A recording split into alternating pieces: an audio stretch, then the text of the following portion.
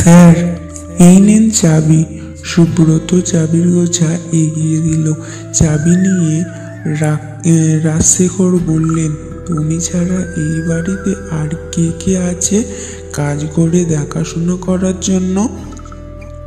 আমি আপাতত কেয়ারটেকারের ভূমিকা পালন করছি। চাপা আর গৌরব এই বাড়ি ঝেড়ে পুছে গুছিয়ে রাখেন। যারা পিকনিকের জন্য আসে চাপা তাদের রান্না বান্না করে দেয়। তবে রাতে কেউ থাকে না তো। আমরাও কেউ রাতে থাকি না, সন্ধ্যের মধ্যে কাজ শেষ করে বাড়ি ফিরে যাই। আমাদের বাড়ি অবশ্য খুব দূরে নয়, এই বাড়ির বাউন্ডারির ঠিক বাইরেই কিছু ঘর, সেখানেই থাকি।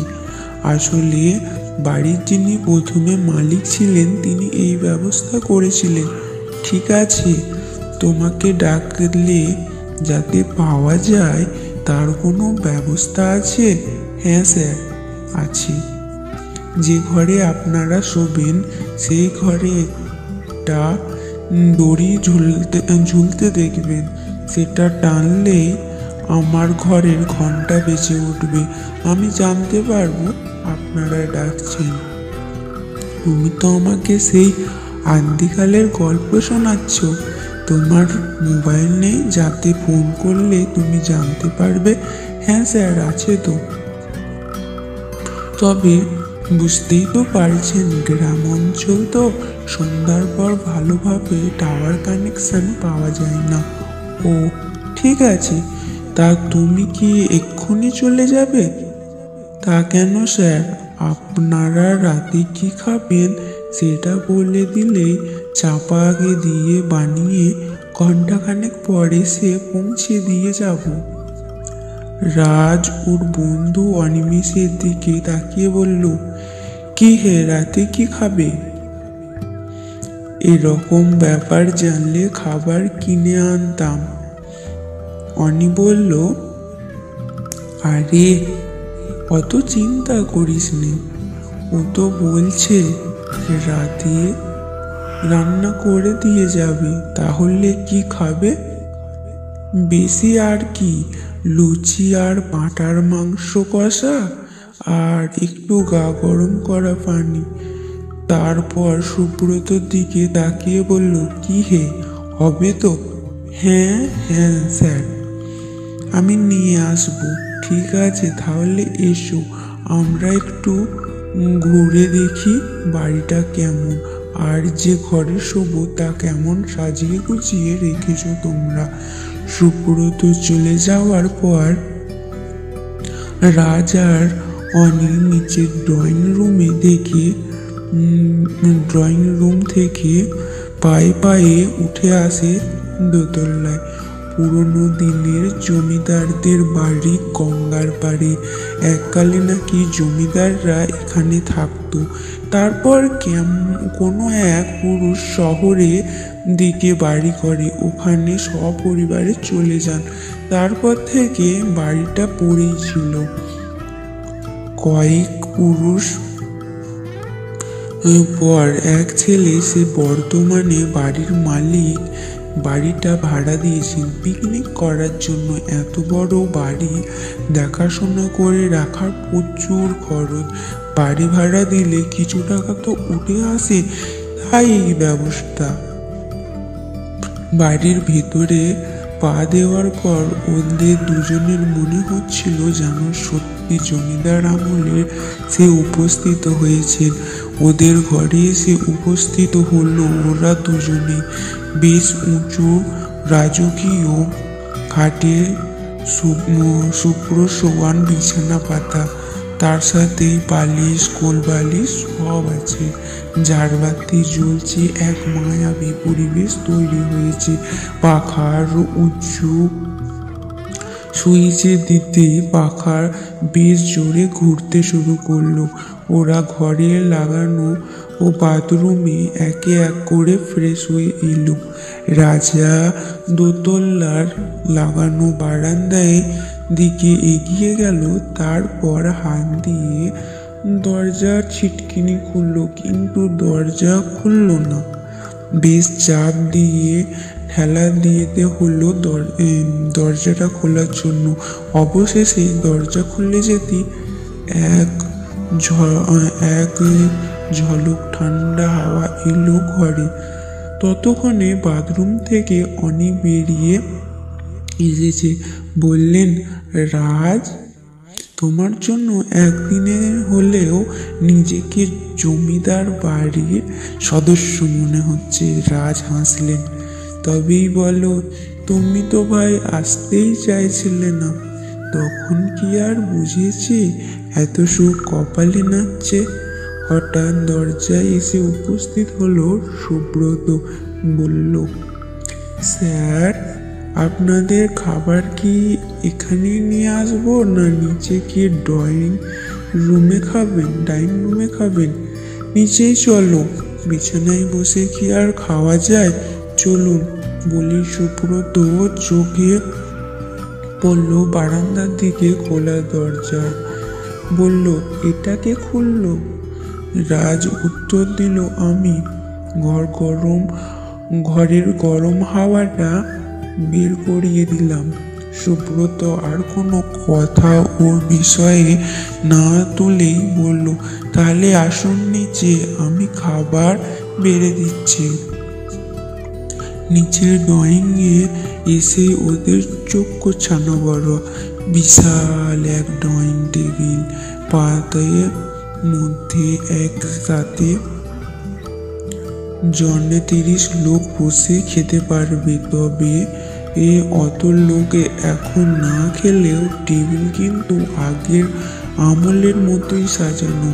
ওরা দুজনে এসে মুখোমুখি বসে সুব্রত খুব সুন্দর করে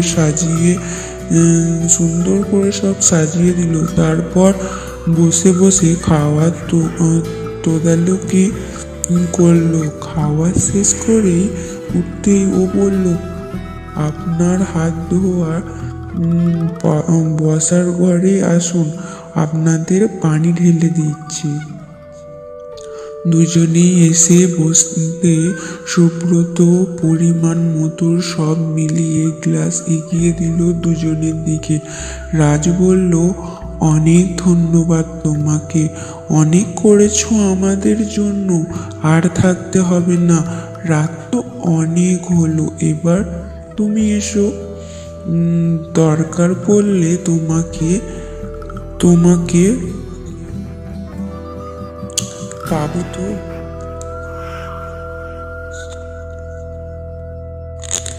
হ্যাঁ স্যার, পাবেন। আমি আসি তাহলে, শুভরাত্রি। সুব্রত চলে গেল।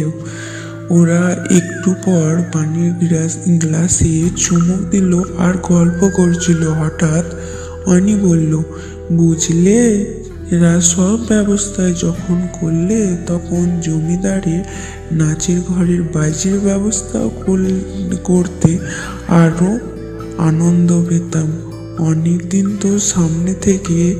কোনোদিন তো সামনে থেকে এসব দেখার সুযোগ ঘটলো না। হঠাৎ এটা বেড়ে বলছো, কিন্তু আগে বললে হতো। এখন আর কি করার,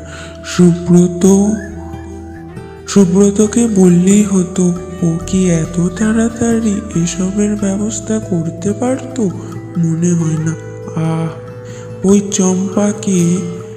চম্পা কি আসতে পারতো আমাদের মনোরঞ্জন করতে?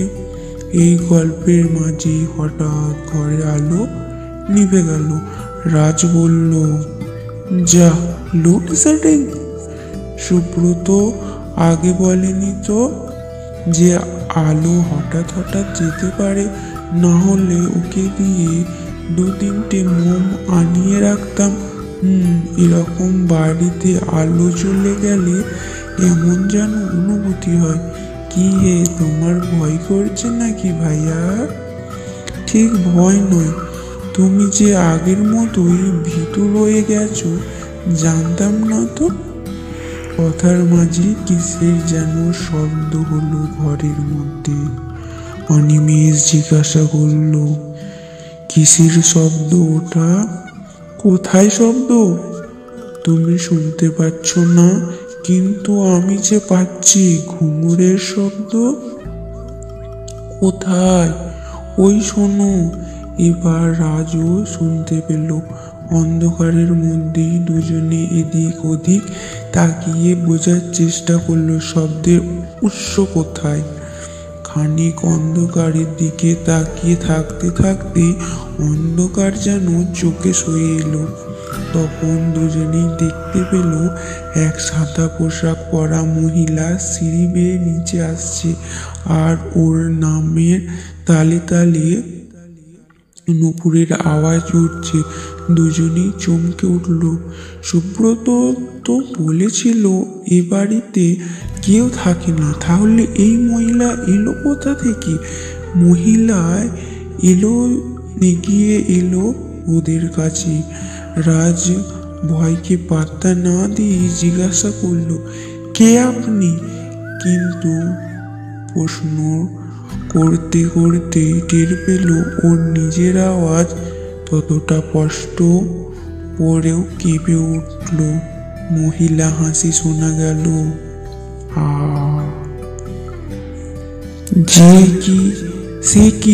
সে কি তোমরা নর্তকীর আহ্বান করলে আর এখন চিনতে পারছো না?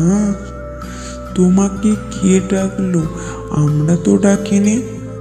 ডেকেছো তো, তা কি নাচ দেখাবো? কত্থক নাকি আধুনিক? তুমি যাও, তোমায় আমরা ডাকিনি। এখন ডাকুনি, কিন্তু তখন তো ডেকেছিলে, আর আমি আমার শিশু সন্তানকে ছেড়ে আসতে চাইনি বলে জোর করে ধরে এনেছিলে, যাতে আর ভবিষ্যতে ওই সন্তানের দোহাই দিতে না পারি, তাই ওকে তোমরা মেরে দিলে। কি সব বলছো আজ কবি? আমরা তোমাকে চিনি না। চেনো না? তোমরা রক্তে আছে নারীদের নিয়ে ফুর্তি করা, বদমাশি করা, আর তোমাদের কথা মতোই না চললে তাদের পৃথিবী থেকে হাপিস করে দেওয়া। সেই দূষিত রক্ত এখনো শরীরে বয়ে চলেছে। তাই তো এতদিন পরেও এ বাড়িতে এসে নর্তকের কথা মনে পড়ল। এসবের ক্ষমতা আমার সেদিন ছিল না, প্রতিশোধ নিতে পারিনি। এবার তো ছাড়া যাবে না বলি দুটো হাত এগিয়ে গেল। দুজনের গলা লক্ষ্য করি। এতটাই আকস্মিক আর এত দ্রুত ঘটল বিষয়টি, ওরা পালানো সুযোগও পেল না। সুব্রত করে আওয়াজ তোলার চেষ্টা করছিল রাজ, কিন্তু গলার স্বর ফুটল না। ওদিকে আঙুলের চাপ বেড়ে গেল। গলার উপর দুহাত ধরে ছাড়ানোর চেষ্টা করলো অনি আর রাজ। দুজনের কথা আটকে গেল। দুজনেই গো গো করতে করতে কিছুক্ষণ পরে দেহ দুটো লুটিয়ে পড়ল মাটির ওপর। কিছুদিন পর পুলিশ এসে উদ্ধার করলো দুটো পচা গলা দেহ। অফিসার শুধু ভাবলো, এরা এলো কিভাবে এখানে? ধন্যবাদ পুরো ভিডিওটি ওয়াচ করার জন্য। আর ভিডিওটি ভালো লাগলে প্লিজ চ্যানেলটি সাবস্ক্রাইব, লাইক এবং শেয়ার করে দিন। আর এমনভাবেই পাশে থাকুন।